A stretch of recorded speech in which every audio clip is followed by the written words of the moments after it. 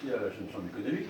De Chartres de venir à Châteaudun, le territoire est grand, le département est grand, n'oubliez pas vos sous-préfectures et la richesse de ces différents territoires. Donc ce village de start-up qui vous accueille, Campus des Champs des Possibles, c'est avant tout comme c'est intitulé dans le mot campus, c'est-à-dire que c'est à la fois un volet éducatif avec un lycée d'enseignement agricole de Nermont que vous connaissez, connu depuis de longues années pour la palette des formations qu'il propose dans le domaine de l'agriculture.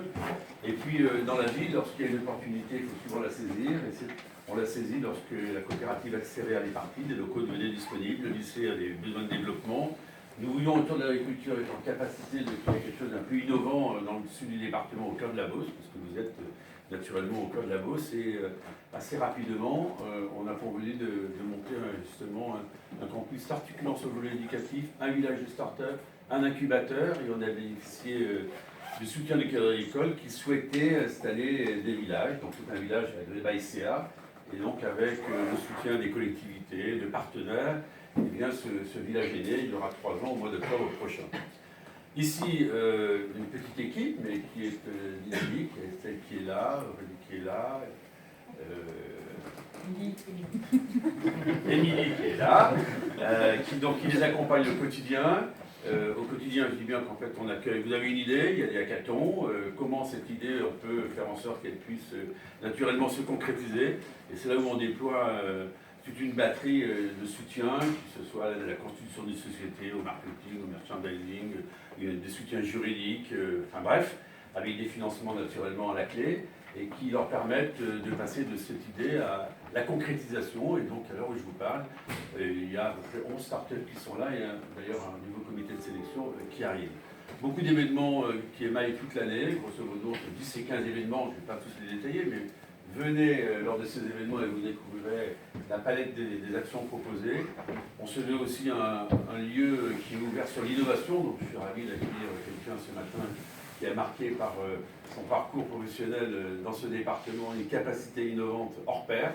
Il faut non mais je suis désolé, mais je le dis comme je le pense. Je pense qu'il n'y a pas eu beaucoup d'autres aventures économiques aussi exceptionnelles ces 20 dernières années, donc en accueillant Patrick Violas. Ici, on a une très belle start-up dont nous sommes fiers, qui est partie à Chartres, mais c'est aussi ça, un incubateur, c'est la naissance. On grandit, et puis après peut-être partir ailleurs. C'est Pierre-Antoine Foreau, qui était notre premier start-upper, et qui maintenant, ça s'appelle Biagri, vous connaissez certainement, et qui est le comparateur agricole, qui est parti sur une niche, qui a compris qu'il y avait une idée géniale à exploiter, il l'a fait. C'est d'ailleurs en train de se diversifier, plus d'une vingtaine de collaborateurs, un chiffre d'affaires de plusieurs dizaines de millions d'euros. Voilà, on se rend compte que c'est une concrétisation absolument formidable. Et pour terminer, 2 choses.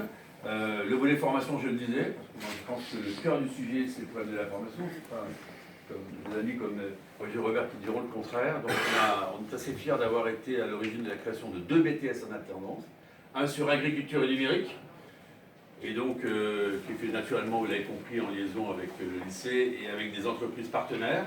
Donc vous êtes dans les entreprises, vous êtes la Jeune Chambre économique, donc vous êtes ceux qui innovent, qui prennent votre temps pour justement accompagner celles et ceux qui ont des idées ou des jeunes qui cherchent un chemin.